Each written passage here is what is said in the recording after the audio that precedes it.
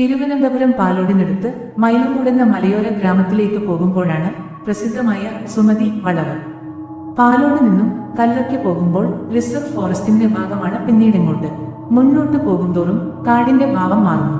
ഒരു കൊടുമളവിലേക്ക് എത്തുമ്പോൾ അവിടെ നമ്മുടെ കണ്ണുടക്കും. ഇതാണ് സുമതി വളവ്. വളവിലെ കഥയിലുള്ള സുമതി എന്ന സുന്ദരി അത്ര സാമ്പത്തികമായി മെച്ചമല്ലാത്ത കുടുംബത്തിലായിരുന്നു. അതുകൊണ്ട് അവൾ താണുമുതലാളിയുടെ വീട്ടിലെ വേലക്കാരിയായിരുന്നു. ചെറുപ്പക്കാരിയായ സുമതി ജോലിക്കിടയിലും പഠിക്കാൻ സമയം കണ്ടെത്തി. ഇതിനിടയിൽ താണു മുതലാളിയുടെ മകനായ രത്നാകരനുമായി സുമതി പ്രണയത്തിലായി. ഈ പ്രണയം സുമതിയുടെ ജീവിതത്തെ വലിയൊരു ദുരന്തത്തിലേക്കാണ് കൊണ്ടുചെന്നെത്തിച്ചത്. ആ അടുപ്പം വളർന്നു. വിവാഹം ചെയ്യാമെന്ന രത്നാകരന്റെ ഉറപ്പിന്റെ പേരിൽ സുമതി ഗർഭിണിയായി.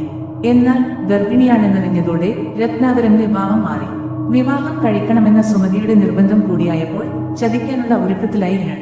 പാങ്ങോട് മധുരദേവി ക്ഷേത്രത്തിലെ ഉത്സവത്തിനാണ് സുമതിയുടെ കുപ്രസിദ്ധമായ ആരുകൊല നടക്കുന്നത്. 1953 ജനുവരി 27 ചൊവ്വാഴ്ച രാത്രി 10 മണി. ഉത്സവം കാണിക്കാമെന്ന് പറഞ്ഞ് സുമതിയെയും കൂട്ടി രത്നാകരൻ അംബാസഡർ കാറിൽ യാത്ര ആരംഭിച്ചു. ഒപ്പം സുഹൃത്ത് രവീന്ദ്രനും ഉണ്ടായിരുന്നു. വഴികളെക്കുറിച്ച് കൃത്യമായ ധാരണ ഇല്ലാതിരുന്ന സുമതിയെ പറ്റിക്കാൻ എളുപ്പമായിരുന്നു. എളുപ്പവഴി എന്നു പറഞ്ഞ് രത്നാകരനും സുഹൃത്തും സുമതിയെ ഉൾക്കാട്ടിലേക്ക് നടത്തി. എന്നാൽ അല്പദൂരം നടന്നപ്പോൾ സുമതിക്ക് ചതി മനസ്സിലായി. അലറി വിളിച്ച് അവൾ ഒഴിട്ടി.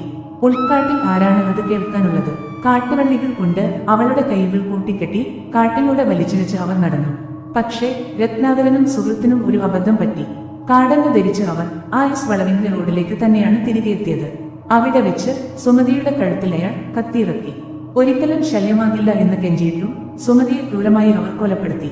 ആ ക്രൂരയ്ക്ക് ശേഷം വളവിലെ ഏതോ മരത്തിൽ സുമതിയുടെ ശരീരം ചാരിവെച്ചിട്ട് ഇരുവരും രക്ഷപ്പെട്ടു. ഏതാനും ദിവസങ്ങൾക്ക് ശേഷമാണ് ആദിവാസികളായ കാണിക്കാർ സുമതിയുടെ ശരീരം കണ്ടെത്തിയത്. അന്നത്തെ കൊലപാതകങ്ങളുടെ പതിവ് പോലെ പ്രതികൾ രക്ഷപ്പെട്ടില്ല എന്നതാണ് ശ്രദ്ധേയം. 6 മാസങ്ങൾക്ക് ശേഷം രത്നാകരനും രവീന്ദ്രനും പോലീസ് പിടിയിലായി. 15 വർഷങ്ങൾക്ക് ശേഷം ഇരുവരും ജയിൽ മോചിതരാകുകയും വലിയ കാലതാമസമില്ലാതെ മരിക്കുകയും ചെയ്തു. കഥയിലെ നായികയും വില്ലന്മാരുമെല്ലാം ഓർമ്മകളിലേക്ക് മറഞ്ഞെങ്കിലും കഥകൾക്കും കാഴ്ചകൾക്കും ഇന്നും കുറവില്ല. വെള്ളവസ്ത്രം ധരിച്ചൊരു സ്ത്രീരൂപം റോഡരികിൽ ഉലാത്തുന്നത് കണ്ടുവെന്ന് പലരും പറയാറുണ്ട്. പലപ്പോഴും റോഡിനു സമീപമുള്ള പൊന്തക്കാട്ടിൽ നിന്നോ കാടുമൂടിയ ഗർത്തത്തിൽ നിന്നോ ഭീകര ശബ്ദങ്ങൾ ഉയരുന്നതായും പറയപ്പെടുന്നു.